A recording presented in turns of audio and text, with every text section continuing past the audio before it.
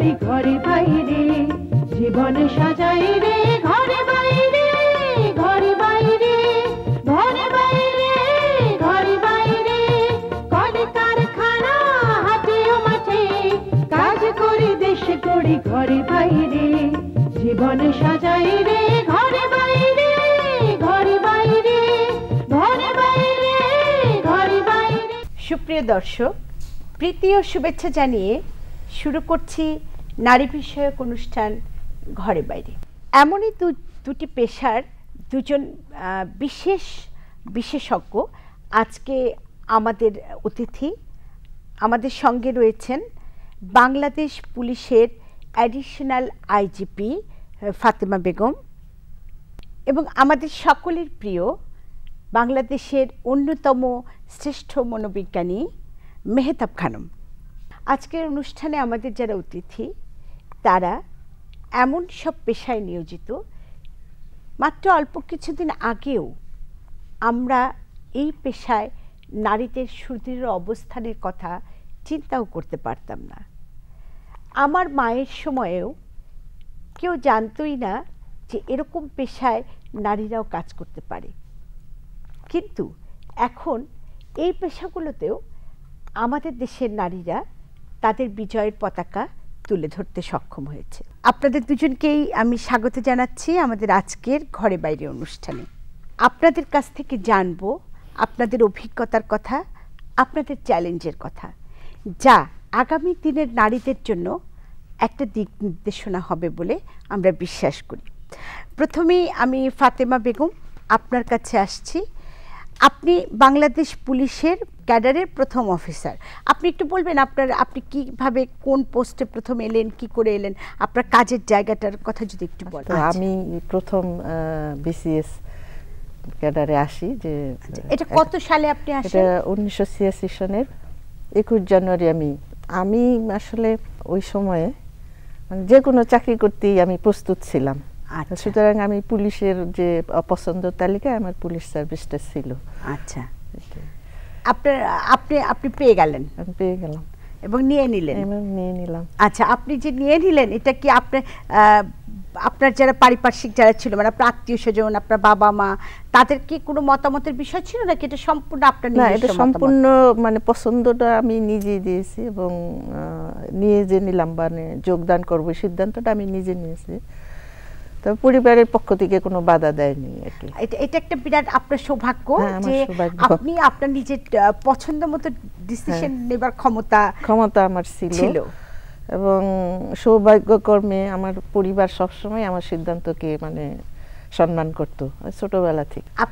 আপনার বাবা মার কথা একটু যদি বলেন, মানে ওনারা কোথায়, আপনি কোথায় বড় হয়েছেন, তারা কোথায় থাকতো, কি করতেন? মানে আমার মা আমার 2 বছর বয়সে চলে গেছেন না ফেরার দেশে।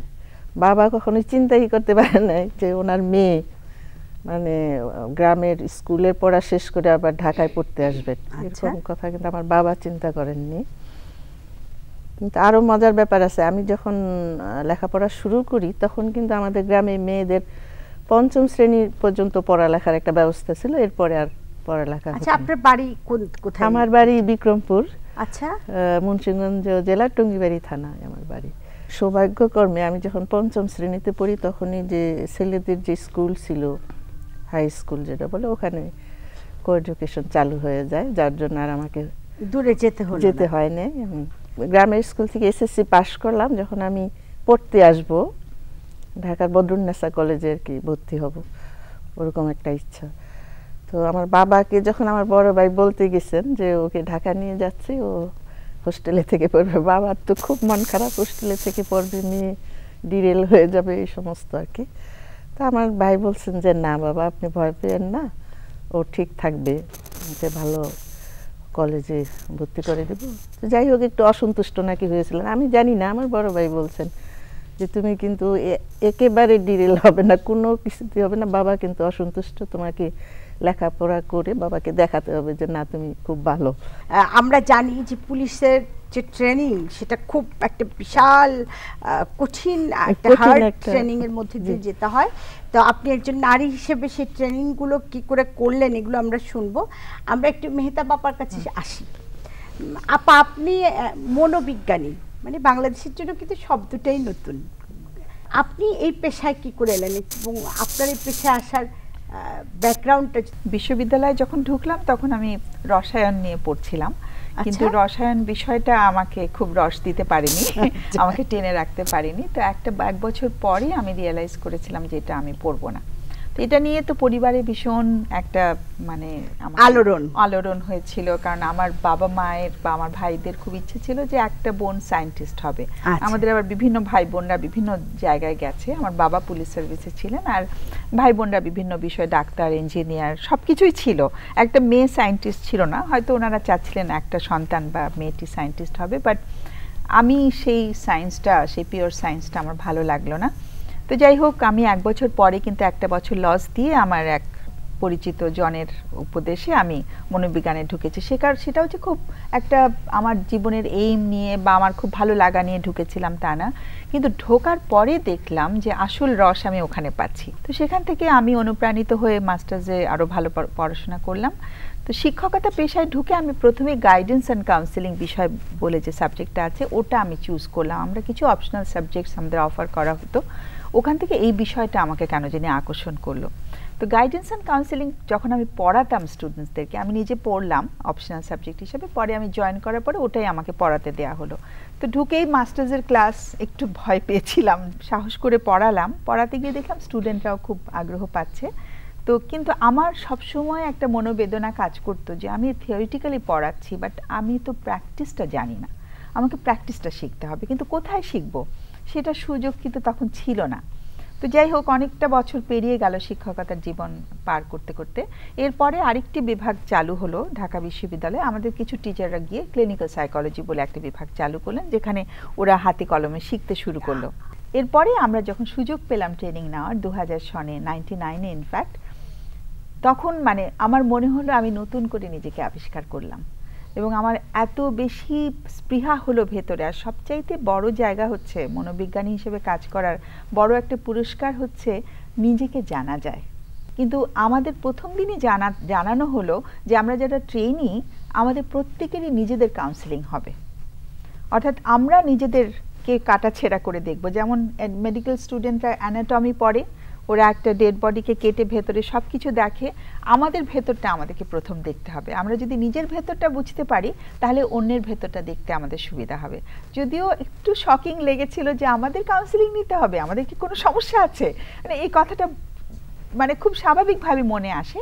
কিন্তু যখন তাদের সাথে বসেছি ট্রেনারদের সাথে, তখন দেখলাম যে সত্যি মানে নিজেকে জানার যে একটা আনন্দ, মানে একটা জানার পরে যে একটা উপলব্ধির জায়গা এবং উন্নত করার যে জায়গাটা, যে আমি কথায় কথায় রাগ করছি, কথায় কথায় মন খারাপ করছি, কথায় কথায় আমি ভয় পাচ্ছি, এই যে জায়গাগুলো আমি পরিবর্তন করতে পারি, এর চেয়ে আনন্দের আর কিছু হতে পারে না।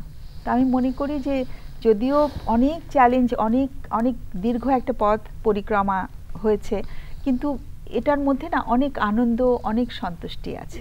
তাহলে আমরা বলতেই পারি এই কথা যে আপনি খুব ভেবে চিন্তে যে এটাই আমার পেশা হবে এইভাবে আসেন নাই, কিন্তু আপনি ক্রমে ক্রমে এই জায়গাটা চলে আসেন। এবং সেখানে যে একটা মানে সবার কাছ থেকে সাড়া পেলাম, আচ্ছা, মানে আমি দেখলাম যে মানুষ অসংখ্য চিঠি লিখছে, অর্থাৎ মানুষ যেন বলার জায়গাগুলো ভেতরে ছিল সব বেরিয়ে আসছে আর কি। এটা কিন্তু আমার জন্য একটা ভীষণ বড় আবিষ্কার ছিল, আমি কিন্তু নিজেও প্রস্তুত ছিলাম না এত সাড়া পাওয়ার ক্ষেত্রে। আর ফাতেমা, আপনি কি আমাদেরকে একটু বলবেন যে পুলিশের যে ট্রেনিং, যেটা মানে আমরা যতদূর জানি যেখানে একটা শারীরিক সক্ষমতার ব্যাপার আছে, মানসিক সক্ষমতারও ব্যাপার আছে, কারণ অনেক হার্ড ট্রেনিং করতে হয়, তো আপনি কিভাবে এগুলোকে মোকাবেলা করলেন? আসলে সারদা আমি প্রথম যাই 1912 সনে, সারদা হওয়ার পরে এই প্রথম মানে 87 সনে আমাদের ট্রেনিং, মানে 1912 থেকে 1987 এর মধ্যে আপনি একজন প্রথম মহিলা গেলাম সারদা। আপনি যেটা বললেন যে অনেকেই আমার যারা ট্রেনিং দিবে বা ওখানে যারা অন্য ট্রেনিংস আছে তারা প্রথম মানে ব্যাপারটা মানে আমি যখন যেতাম হজম করতে পারে না দেখতো ওই মানে আমি একটা দেখার বিষয় ছিলাম। এবং সবচেয়ে মজার ব্যাপার ছিল আমরা সবচেয়ে সিনিয়র গ্রুপ, মানে সারদার মাঠ হয়তো আপনি দেখছেন, তো প্রায় 1000 ট্রেনিংস।